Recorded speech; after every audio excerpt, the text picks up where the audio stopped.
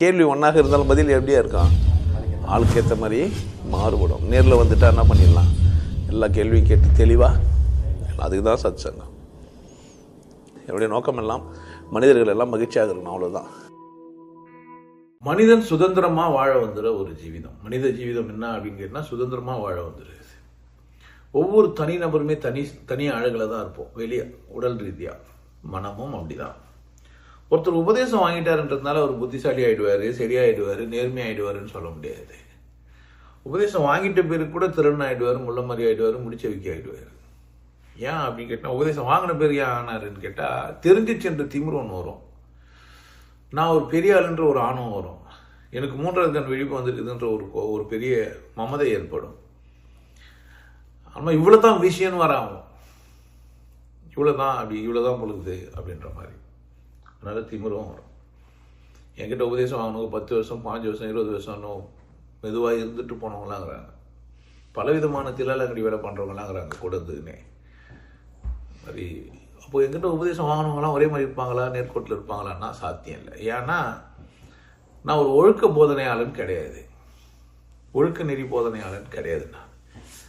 Maybe நான் ஒரு ஒழுக்க நெறி போதனையாளனா இருந்தேன்னா வர்றவங்கெல்லாம் அந்த மாதிரி இருப்பாங்க. காலையில் எழுந்த உடனே சிவயோகியே நமக, யாரை பார்த்தாலும் சிவயோகியை போற்றி அப்படின்னு சொல்லி கொடுத்துருந்தா எல்லாரும் ஒருத்தர் பார்த்தோன்னே ஒருத்தர் சிவயோகியை போற்றின்னு இருப்பாங்க. காலை உணவு பொங்கல் தான் சாப்பிட்ணும் நீங்கள். அதுவும் பட்டாணியும் சிறுபருப்பும் போட்டு அரிசி போட்டு பொங்க வச்ச ஒரு உணவு தான் நீங்கள் சாப்பிட்ணும். மதியானம் மாட்டுக்கறி பிரியாணி தான் சாப்பிட்ணும். நைட்டில் ரொம்ப சிம்பிளாக ஒரு பாயாசம் சாப்பிட்ணும் அப்படின்னு நான் உங்களுக்கு ஒழுக்க நிறைய கற்றுக் கொடுத்தேன்னா, என்கிட்ட உபதேசம் வாங்கினவங்கெல்லாம் பார்த்தீங்கன்னா காலையில் பட்டாணி சிறுபருப்பு போட்ட ஒரு பொங்கல் சாப்பிடுவாங்க, மதியானம் பீஃப் பிரியாணி சாப்பிடுவாங்க, நைட்டு பாயசம் சாப்பிடுவாங்க. கம்பல்சரியாக இதே தான் சாப்பிட்ணுக்கணும் அப்படின்னு நான் போதானே பண்ணேன். எல்லோரும் அப்படி தான் இருப்பாங்க.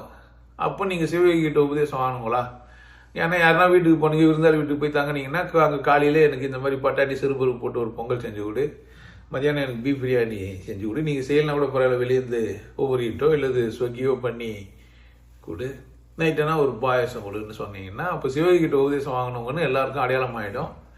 நிறைய விளம்பரமாக ஆகிடுவேன். உலகம் மோசம் நான் தான் இருப்பேன். ஏன்னா எனக்கு தெரிஞ்ச நபர்கள்லாம் போவாங்க, சனியனுக்கு பட்டாணி இது போடுறோம், சரி நம்மளும் சேர்ந்து இப்போ சாப்பிட்லான்னு அவங்களும் சாப்பிட ஆரம்பிச்சிருவாங்க. பீஃப் பிரியாணி தான் மதியானம் எல்லார் வீட்லேயும் இருக்கும்.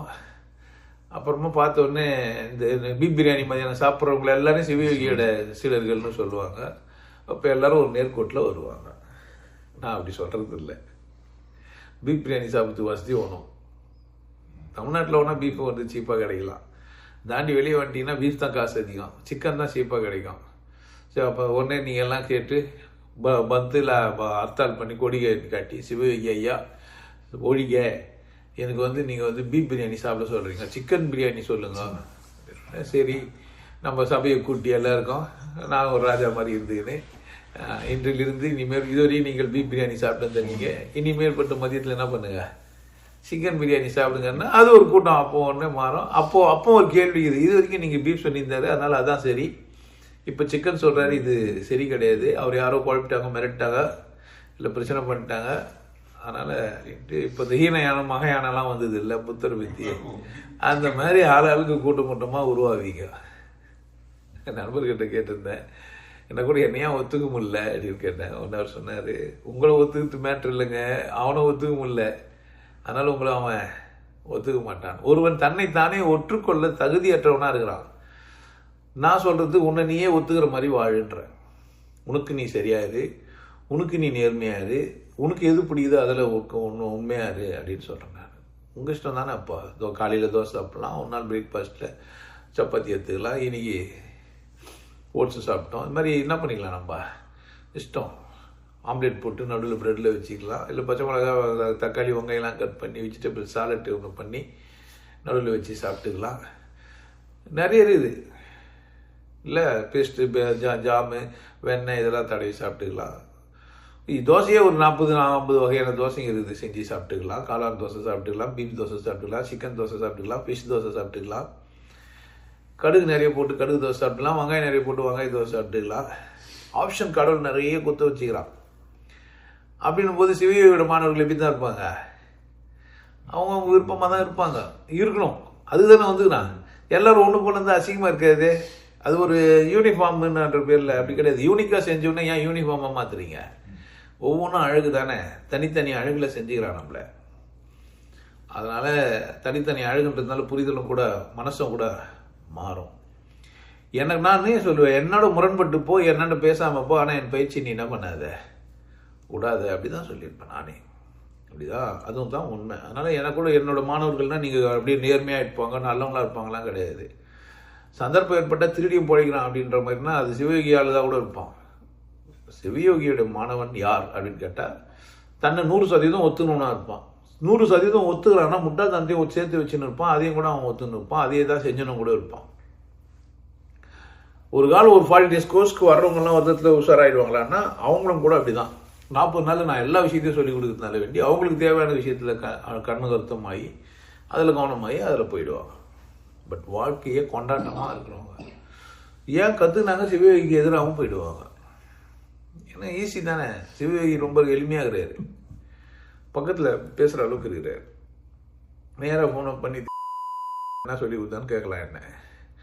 அப்புறமா வேணா நான் கட் பண்ணலாம், அதுக்கப்புறமா பிளாக் பண்ணலாம். ஆனால் என்ன பண்ணிடலாம், நீங்கள் ஒரு வாய்ஸ் மெசேஜ் வாட்ஸ்அப்பில் பண்ணி அனுப்பிச்சி விட்டுடலாம். இதுமாரி அனுப்பணுங்களாங்கிறாங்க.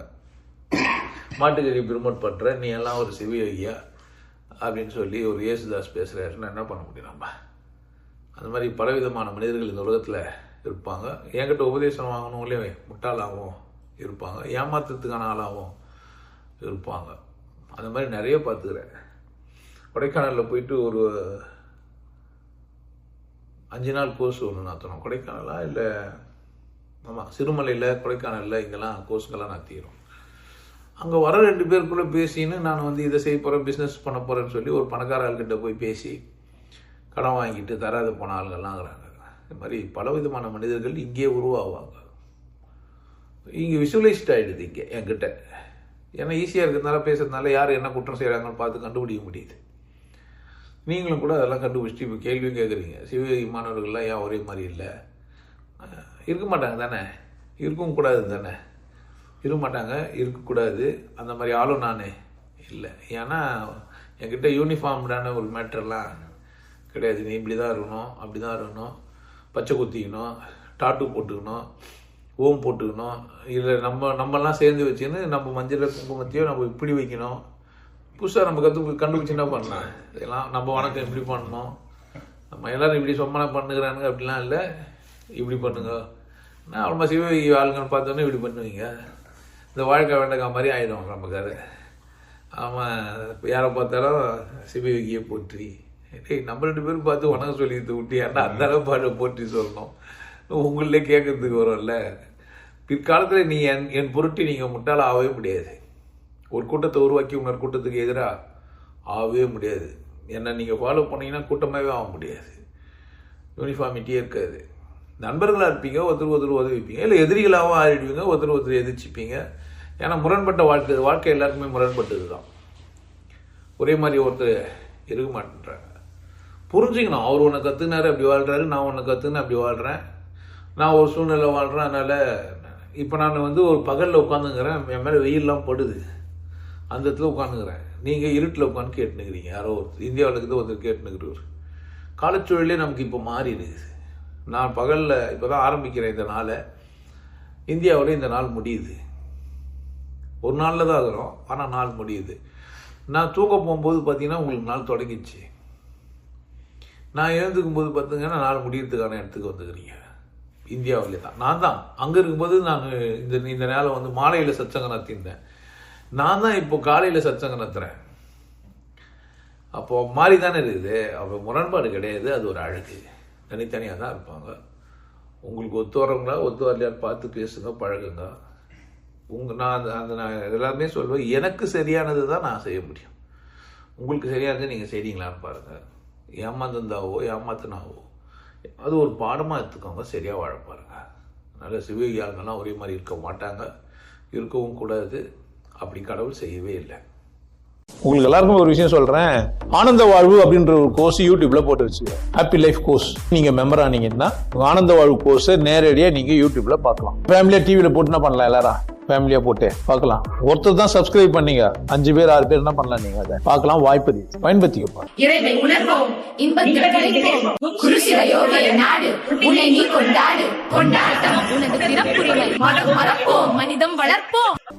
நல்லா இருங்க, சிறப்பாக இருங்க, கொண்டாட்டமாக இருங்க. உங்களை நீங்கள் மதிப்பு மிகுந்தவராக மாற்றுறது உங்கள் கையில் தான் இருக்குது. நல்லா இருங்க. நான் ஒரு வாய்ப்பு என்னை பயன்படுத்திக்கலாம். நல்லது.